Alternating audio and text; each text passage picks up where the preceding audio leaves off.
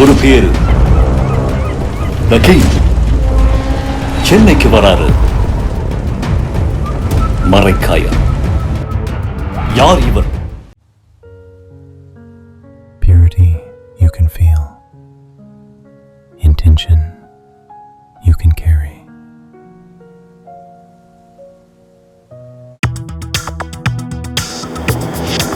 Delivering smiles all around the professional careers. Reach us to reach them. திமுகவினுடைய அடுத்த கட்ட செயல்பாடு என்னவா இருக்க போகுது? ஏன்னா நம்ம பார்க்குறோம், திமுக வந்து ஒரு பக்கம் ஜென்சி மீட்டப்லாம் பிளான் பண்ணாங்க. அந்த செயல்பாடுகளாக இருக்கட்டும், இல்லைனா வந்து ஒரு ரீவாம்ப் தேவைப்படுது அப்படின்னு நிறைய ஸ்ட்ராட்டஜிஸ்ட்டு பத்திரிகையாளர் பேசுகிற நம்ம கேட்க முடியுது. திமுக வந்து அதிமுக பாஜக மாதிரி தோண்டு போகாமல் அவங்க மீண்டும் வருவோம்னு சொல்லி ஒரு ஸ்லோகனை ரெடி பண்ணி இன்ஸ்டாவில் ஜென்சி மீட்னு சொல்லி ஒன்று ஸ்டார்ட் பண்ணுறாங்க. பெர்மிஷன் வந்து கேட்குறாங்க, எல்லா ஏற்பாடுகளும் பண்ணுறாங்க. திடீர்னு பெர்மிஷன்லாம் தர முடியாது, நடத்த முடியாது அப்படின்னு சொல்கிறாங்க. என்ன இது அநியாயமாக இருக்குது? ஒரு யங்ஸ்டர்ஸ் வந்து ஒன்றா சேர்ந்து ஒரு மீட்டிங் மாதிரி போடுறாங்க. எதனால பர்மிஷன் மறுக்கப்படுது? அரசியல் மீட்டிங் இதில் இருக்கக்கூடாது. கடந்த ஆட்சியில் வந்து இதே மாதிரியான குற்றச்சாட்டுகள் வைக்கப்பட்டது. இந்த மாதிரி மீட்டிங் வந்து அனுமதிக்க மாட்டாங்க அரசியல் காரணங்களுக்கு அப்படின்னு. எந்த இடத்துல? அண்ணா நகர் டவர் பார்க் இல்லை, அண்ணா இங்கே இல்லை, பரவலாக சொல்கிறேன். பிரச்சாரத்துக்கோ இல்லை மற்றதுக்கோ தாவேக்காவினர் வந்து அனுமதிக்க மாட்டாங்க. போட்டது எஸ்ஓபி, அதை கொண்டு வந்ததே அவங்க தான், வேணும்னு சொன்னதே அவங்க தான், அப்புறம் வேணான்னு சொன்னது அவங்க தான். ஏன்னா அந்த மக்கள் அங்கே இருக்கு, அந்த வாக்கிங் போகிற மக்கள் வந்து இவங்க மீட்டிங் நடத்துறதுனால எங்களுக்கு வந்து இடையூறாக இருக்குது அப்படின்னு யாராவது சொன்னாங்களா? ஒரு காரணம். அப்படி சொன்னாங்கன்னா இந்த காவல்துறை வந்து அனுமதி மறுக்கலாம். அந்த அண்ணா பார்க் வந்து திமுக அரசாங்கத்தால் கட்டப்பட்ட அந்த பார்க்கு பல பேர் கூட்டம் நடத்தலாம். ஆகாயம் நேயர்களுக்கு வணக்கம். பத்திரிகையாளர் திரு சே அவர் நம்ம கூட இருக்காங்க. வணக்கம் சே. வணக்கம் ப்ரோ. ஒரு முன்னாள் இந்தி கூட்டணி ஆதரவாளராக இதை கேட்கணும்னு நினைக்கிறவங்க கிட்ட, இந்தி கூட்டணி இப்போ இல்லை, அடுத்து திமுக இல்லையா? நீங்க தானே சொன்னீங்க இந்திய கூட்டணியில காங்கிரஸ் போயிடுச்சு அப்படின்னு. காங்கிரஸ் தான் போயிருக்கு, இந்தியா கூட்டணி மற்றவங்க இருக்காங்க. அது இன்னும் விசிகாவும் வந்து வேற ஒரு இதுல வச்சிருக்காங்களே, அதனால கேட்டேன் நான். அது நாடாளுமன்ற தேர்தல் வரும்போது முடிவு பண்ணுவோம். ஆனா இந்தியா கூட்டணி அலைன்ஸ் இருக்கு, காங்கிரஸ் இல்லாமலும் இருக்கு. காங்கிரஸ் வந்து நான் ஏற்கனவே சொல்லியிருக்கேன், அதெல்லாம் கழட்டி விட்டுருங்க அப்படின்னு. தேர்தலுக்கு முன்னாடியே தானே இதே சேனல்ல சொன்னேன், தர்தம் முடிச்சதை கழட்டி விட்டு நாசமா போக விடுங்க, அனுப்பிச்சு விட்டுருக்கேன் நான்.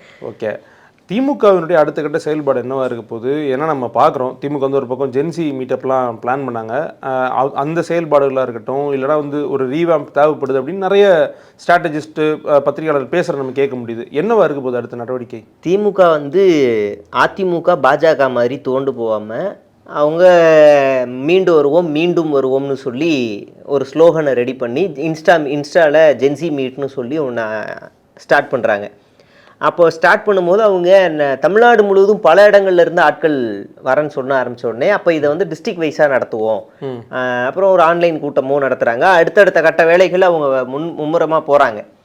அப்போ வந்து இதில் அவங்களுக்கு ஒரு பெரிய அட்வான்டேஜ் என்ன அப்படின்னா, திமுக ஆதரவாளர்கள் இல்லாமல் தாவேக்காவுக்கு வாக்களிக்காத இன்ஃப்ளூயன்சர்ஸ் நிறைய பேர் இருக்காங்க. அவங்கெல்லாம் என்ன செய்கிறாங்கன்னா, நாங்களும் வரோம், எங்களையும் சேர்த்துக்கோங்க, எங்களுக்கு இந்த ஆட்சி பிடிக்கல அப்படின்னு சொல்லிட்டு அவங்களும் இதில் அப்ளை பண்ணுறாங்க. இவங்களும் வர ஆரம்பிக்கிறாங்க. என்ன பண்ணுறதுன்னு தெரியலண்ணே, இன்னும் இவ்வளோ பேர் வராங்க, நம்மளில் ஆளே இன்ஸ்டால் அவ்வளோ பெருசாக ஆக்டிவாக இருக்க மாட்டோம், எல்லாம் ஃபீல்டு ஒர்க்கரு, இப்போ இவ்வளோ பேர் வராங்க அப்படின்னு ஒரு டிஸ்கஷன்லாம் அவங்களுக்குள்ளே போயிட்டு இருந்துச்சு. நானும் அப்போ கேட்டுட்டு இருந்தேன். அப்போ அவங்க என்னென்னா, இப்போ டிஸ்ட்ரிக்ட் வைஸ் நடத்துவோம் அப்படின்னு ஒரு முடிவு பண்ணுறாங்க. நிறைய இன்ஃப்ளூயன்சஸ் டிஎம்கே நான் பார்ட்டி மெம்பர்ஸ் எல்லாருமே நாங்கள் ஆதரவு தரோம், நாங்களும் வரோம், ஏதாவது செய்யணும் அப்படின்னு சொல்லிட்டு அவங்களும் வராங்க. அப்போ தான் அவங்க அண்ணா நகர் டவர் பார்க்குன்னு நினைக்கிறேன், சென்னையில். ஆமாம், அதில் வந்து பெர்மிஷன் வந்து கேட்குறாங்க, எல்லா ஏற்பாடுகளும் பண்ணுறாங்க. திடீர்னு பெர்மிஷன்லாம் தர முடியாது, நடத்த முடியாது அப்படின்னு சொல்கிறாங்க. என்ன இது அநியாயமாக இருக்குது? அது ஒரு யங்ஸ்டர்ஸ் வந்து ஒன்றா சேர்ந்து ஒரு மீட்டிங் மாதிரி போடுறாங்க. எதனால பர்மிஷன் மறுக்கப்படுது? அரசியல் மீட்டிங் இதில் இருக்கக்கூடாதான். அவங்க என்ன ஐஎஸ்ஐஸா இல்லை வேற ஏதாவது தடை செய்யப்பட்ட அமைப்பா? இது ஒரு ஜனநாயக நாடு, ஜனநாயக ரீதியாக அவங்க அரசியல் பேசுகிறாங்க. இந்த சமூகத்தில் அரசியல் பேசுகிறதுக்குன்னு ஒரு இடத்த அரசால் நியமிக்க முடியுமா என்ன? இங்கே பேசக்கூடாதுன்னு அரசு வந்து சொல்லுமா என்ன? இந்த பார்க்கில் அரசியல் செய்யக்கூடாது, அரசியல் பேசக்கூடாதுன்னு சொல்லுமா என்ன? அந்த பார்க்கு பேர் என்ன? அண்ணா டவர் பார்க்கு. அறிஞர் அண்ணா பூங்கா. அறிஞர் அண்ணா உருவாக்கின திமுக அமைப்பு கொண்டு வந்த அந்த சங்கத்துக்கு அவங்க அந்த ஜென்சி மீட்டு நடத்தக்கூடாது. இது என்ன அநியாயமா இருக்கு? கடந்த ஆட்சியில வந்து இதே மாதிரியான குற்றச்சாட்டுகள் வைக்கப்பட்டது. இந்த மாதிரி மீட்டிங் வந்து அனுமதிக்க மாட்டாங்க அரசியல் காரணங்களுக்கு அப்படின்னு. எந்த இடத்துல? Anna Nagar tower park. இல்ல, அண்ணா இங்க இல்ல, பரவலா சொல்றேன். பிரச்சாரத்துக்கோ இல்ல மற்றதுக்கோ தாவேக்காவினர் வந்து அனுமதிக்க மாட்டாங்க. போட்டது எஸ்ஓபி, அதை கொண்டு வந்ததே அவங்க தான், வேணும்னு சொன்னதே அவங்க தான், அப்புறம் வேணான்னு சொன்னால் அவங்க தான். அந்த பைத்தியக்காரங்களை நம்மளால் பேசவே முடியாது. வேணும்னு சொல்லிட்டு வேணான்னு சொல்கிறதுக்கு என்ன ஐஸ்கிரீமா, அது அவங்க கொண்டு வந்தது. இங்கே போராட்டம் நடத்துறதுக்கு அனுமதி கேட்டால் உடனே கொடுப்பாங்க. ஈவன் நாங்கள் இருக்கிற டிஎன்டிஜேயு, தமிழ்நாடு டிஜிட்டல் ஜேர்னலிசம் யூனியன் கூட ஒரு பெர்மிஷன் கேட்டால் கூட 10 நாள் ஆச்சு எங்களுக்கு கிடைக்கிறதுக்கு. அந்த 10 நாள் கிடைச்சதுக்கப்புறம் கூட எங்களுக்கு என்ன சிக்கல்னா, சைதாப்பேட்டையில் இருக்க பனகல் மாளிகை பக்கத்தில் உங்களுக்கு இடம் தரோம், மார்க்கெட்டில் ஓரமாக நடத்திக்கோங்கன்னாங்க. நோட்டீஸ் அடித்து ஊரெல்லாம் கொடுத்தாச்சு. அந்த நேரத்தில் எங்கிட்ட என்ன சொன்னாங்கன்னா, நீங்கள் மீட்டிங் நடத்துகிற நேரத்தில் சிஎம் கான்வா அப்படி போகுது, அதனால் உங்களுக்கு மீட்டிங் தர முடியாதுன்ட்டாங்க. இத்தனையும் நாங்கள் அவங்களுக்கு ஆதரவாக தான் பேசுகிறோம், தர முடியாதுன்ட்டாங்க. நாங்கள் எதுவுமே செய்யலை. ஓகே, அதுதான் புரோட்டோகாலா, ஓகே ஒன்றும் பிரச்சனை கிடையாது. இப்போ என்ன பண்ணணும் அப்படின்னா, உங்களுக்கு வந்து அங்கே ராஜரத்னம் ஸ்டேடியமில் தரோம் அப்படின்னு. சரி, ஓகே, நாங்கள் எங்களுடைய போராட்டத்தை தெரிவிக்கணும். பத்திரிகையாளர்கள் சம்பந்தமாக நாட்டில் நடக்கக்கூடிய பிரச்சனைகள், அந்த நேரத்தில் ஒயர் பத்திரிகையை சேர்ந்த முக்கிய பத்திரிகையாளர்கள் மீது வழக்கு, அப்போ அங்கே தான் மாற்றினாங்க. ஆனால் அனுமதியே டோட்டலாக மறுக்கலை. உங்களுக்கு தரோம், இங்கே நடத்திக்கோங்க அப்படின்னாங்க. இல்லை ஒரு நாள் தள்ளி நடத்துங்க, இல்லை முன்னாடி நடத்துங்க, இல்லை காலையில் நடத்துங்கன்னு எங்கிட்ட நெகோஷியேட் தான் பேசுகிறாங்க காவல்துறை. ஆனால் இப்போ அரசியல் மீட்டிங்கே நடத்தக்கூடாது. சரி, இப்போ நம்ம என்ன கேட்குறோம், மீட்டிங்கே அண்ணா பார்க்கில் வந்து எல்லோரும் அமைதியாக வரணும், வாக்கிங் போகணும், சைலண்ட்டாக போகணும். அப்போ என்ன டேஷ்க்கு நீங்கள் வந்து ஹாப்பி ஸ்ட்ரீட்லாம் கொடுக்குறீங்க? ஹாப்பி ஸ்ட்ரீட்னா அமைதியான ப்ரோக்ராமா? ஹாப்பி ஸ்ட்ரீட் அமைதியான ப்ரோக்ராமா? எப்படி அங்கே அதுக்கு மட்டும் அனுமதி கிடைக்குது? இந்த ஆட்சி அமைஞ்சதுக்கப்புறம் அப்படி நடந்திருக்கா? அந்த மாதிரி நடந்திருக்கா? ஹாப்பி ஸ்ட்ரீட்டு நீங்கள் சொல்கிற மாதிரி இருந்ததெல்லாம் ஹாப்பி ஸ்ட்ரீட்டு அங்கே நடக்கும். எனக்கு தெரிஞ்சு சாட்டர்டே சண்டேல சாயங்காலம் சின்ன சின்ன காலேஜ் ஸ்டூடெண்ட்ஸ் எல்லாருமே வந்து போடுவாங்க. பெரிய பெரிய நிறுவனங்கள் பின்னாடி இருந்து ஸ்பான்சர் பண்ணும் அந்த நிகழ்ச்சியை நடத்துறதுக்கு. பெரிய பணக்கார நிறுவனங்கள்லாம் நடத்தும். அதெல்லாம் நடத்துனாங்க, நல்ல விஷயந்தான்.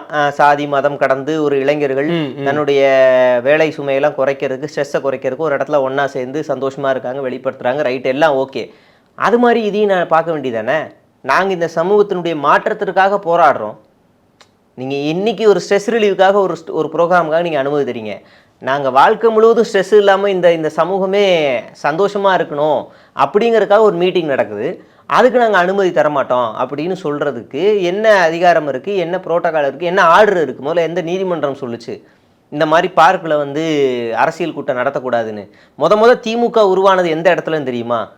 முத திமுகன்னு ஒரு கட்சியை அண்ணா வந்து உருவாக்குனது எங்கே தெரியுமா? இதே மாதிரி ஒரு சாதாரண பார்க்கில் தான். இதே மாதிரி சாதாரண பார்க்கில், ராயபுரத்தில் இருக்க பார்க்கில் தான் உருவாக்குனார். ஆனால் இன்றைக்கி அந்த மாதிரி பார்க்கில் வந்து அரசியல் கூட்டம் நடத்தக்கூடாது. இது ஜனநாயகத்துக்கு எதிரானது இல்லையா? கருத்து சுதந்திரத்துக்கு எதிரானது இல்லையா? இப்போ வரைக்கும் அந்த பசங்க போராட்டம் நடத்திட்டு இருக்காங்க.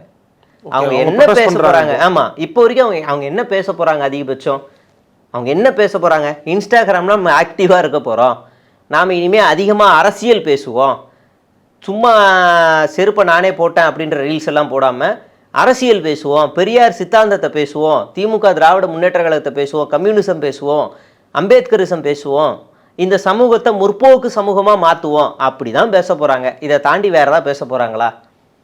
100 ஃபேக் ஐடி உருவாக்கி விஜய் திட்டுவோன்னா பேச போகிறாங்க? அப்படிலாம் பேச மாட்டாங்க. அது அவங்க வேணால் பண்ணுவாங்க. அப்படியே தான் ஓப்பன் இடத்துல பேச முடியுமா? எனக்கு தெரிஞ்சு இதை பேசக்கூடாது, இதை பேசுனா இந்த அரசு கவிழும், இந்த அரசுக்கு அச்சுறுத்தல் ஏற்படும் அப்படின்னு பயப்படுதா இந்த அரசு? இல்லை, போலீஸ் வந்து பல்வேறு காரணங்களுக்கு அவங்களுக்கு தெரியும், அரசாங்கம் சொல்லணும் சொல்ல வேண்டாம்லாம் இல்லை. அங்கே லோக்கலில் உள்ளவங்க வந்து அங்கே இன்ஸ்பெக்டரோ இல்லை யார் பொறுப்பில் இருக்காங்களோ அவங்க ஒரு ஆக்ஷன் எடுப்பாங்க. இதுக்கு டைரெக்டாக கவர்மெண்ட்டை லிங்க் பண்ணுறது எப்படி கரெக்டாக இருக்கும்? ஏன்னா அந்த மக்கள் அங்கே இருக்க அந்த வாக்கிங் போகிற மக்கள் வந்து இவங்க மீட்டிங் நடத்துறதுனால எங்களுக்கு வந்து இடையூறாக இருக்குது அப்படின்னு யாராவது சொன்னாங்களா? ஒரு காரணம். அப்படி சொன்னாங்கன்னா இந்த காவல்துறை வந்து அனுமதி மறுக்கலாம். அந்த அண்ணா பார்க் வந்து திமுக அரசாங்கத்தால் கட்டப்பட்ட அந்த பார்க்கு பல பேர் கூட்டம் நடத்தலாம்.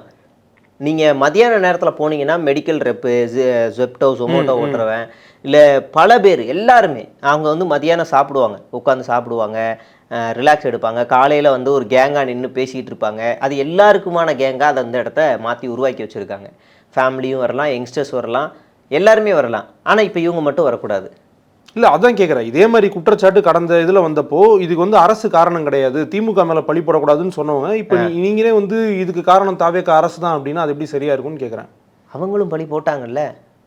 இப்போ பழி போட்டதுக்காக எஸ்ஓபி வேணான்னு சொன்னது திமுகவா நீதிமன்றமா?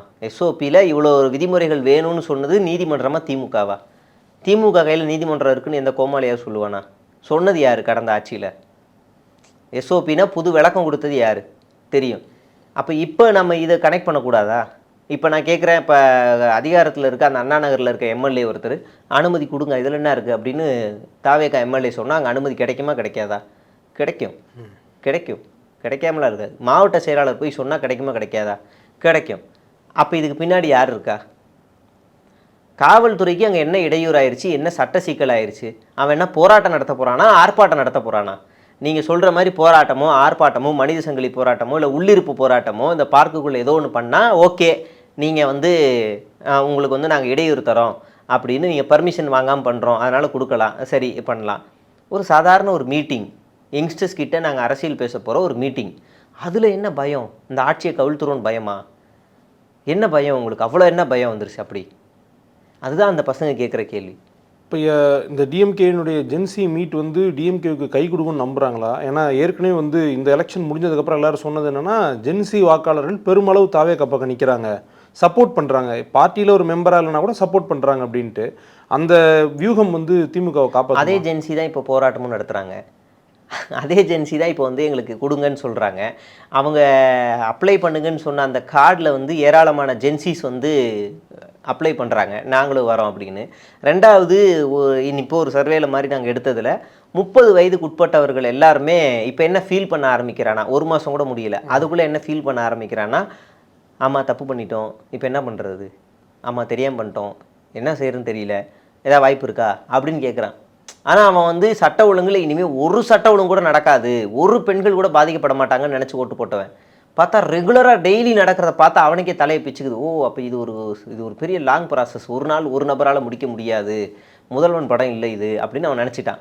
இப்போ அவன் அந்த ஆதங்கத்தை தெரிவிக்கிறான். அந்த 40 வயசுக்கு மேலே இருக்கிற சில பேர் என்ன சொல்கிறான்னா, எல்லாருமே திருடுறாங்க, இவரும் திருடு தான் போகிறாரு, தெரிஞ்சால் போட்டோம், ஒரு வாய்ப்பு கொடுக்கலாம் தான் போட்டோம், எங்கள் மேலேயே தப்பு அப்படின்னு ஒரு சேஃப் ஜோன் போகிறாங்க. சில பேர் என்ன சொல்கிறான்னா, போட்டுட்டோம் பார்ப்போம், 4 வருஷம் என்ன ஆகுதுன்னு தெரியல பார்ப்போம், கொஞ்சம் ஒரு ஸ்ட்ரிக்டாக ஆக்ஷன் எடுத்தால் நல்லாயிருக்கும் அப்படின்னு வேதனைக்கு தள்ளப்படுறான். இப்போ நீங்கள் நல்லா நோட் பண்ணுங்கள், பல இன்ஸ்டா இன்ஃப்ளூயன்சஸ் தாவேகா சைடு ஓட்டு போட்டவன் எல்லாருமே இன்றைக்கி கதற ஆரம்பிச்சிருக்கான். நீங்கள் சொல்கிற பல பேர் இன்ஸ்டா இன்ஃப்ளூயன்சஸ் தான் அவங்களுக்கு ஓட்டு போட்டாங்க, திமுகவில் இருக்கவங்களாம் ஓட்டு போட்டாங்க. நீங்கள் முக்கியமான இன்ஸ்டா இன்ஃப்ளூயன்சஸே இன்றைக்கி கதறி வீடியோ போட ஆரம்பிச்சிருக்கான், கோயில் முன்னாடி இருந்து சத்தியம் பண்ணுறான் பால் ஊற்றி, அந்த நிலைமைக்கு தள்ளப்பட்டு. நான் அதுக்கு எனக்கும் சம்மந்தம் இல்லைன்னு தானே சொல்கிறாரு. எப்படி சம்மந்தம் இல்லை? சாரோட வீடியோ மட்டும் இப்போ நான் எடுத்து காமிச்சேன்னா அவ்வளோதான், டப்பா டான்ஸ் ஆடிடும். ஒட்டு மொத்தமாக எல்லா அரசியல் கட்சியும் ட்ரோல் பண்ணிவிட்டு எலெக்ஷன் அன்னைக்கு அவங்க சொன்ன மாதிரியே ட்ரெஸ் கோடில் போயிட்டு விஜயோடைய சாங்கை போட்டு டான்ஸ் ஆடுறது பாட்டு பாடுறதுன்னு எல்லா மேனிப்புலேட்டிவ் வேலையும் குழந்தைங்களை வச்சு பண்ணிடுறது. ஒன்றும் இல்லை, இப்போ ஒரு ஹேர் சீரம், சார் வந்து ஹேர் சீரம் பண்ணுறாரு, இந்த ஹேர் சீரம் நான் பண்ணியிருக்கேங்க, அது நான் பண்ணதுக்கப்புறம் தான் முடியெல்லாம் நல்லா அடர்த்தியாக வளருது, இவன் பொய்யை பரப்பி விட்ருவான். எனக்கு தெரிஞ்ச ஹேர் சீரம்லாம் அப்படிலாம் எதுவுமே வந்ததே எனக்கு சாத்தியமாக நான் பார்த்ததே இல்லை. இவன் சொன்னோடனே ஜஸ்ட் 30 டேஸில் எனக்கு இப்போ அடர்த்தியான முடி இவ்வளோ வளர்ந்துருச்சுங்கன்ட்டான்.